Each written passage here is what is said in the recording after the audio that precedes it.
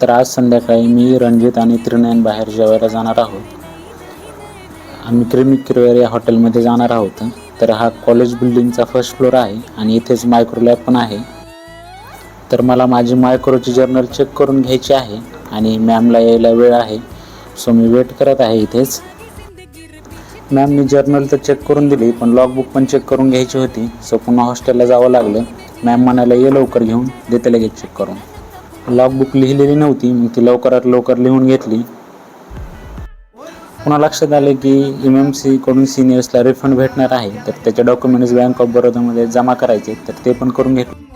कॉलेजमधून येताना ऋषिकेश सर आणि तेजस सर भेटले. चल म्हणले होतो का चहा प्यायला, चहासाठी कोणी नाही थोडंच म्हणतं. मग गेलो सर संग चहा प्याला.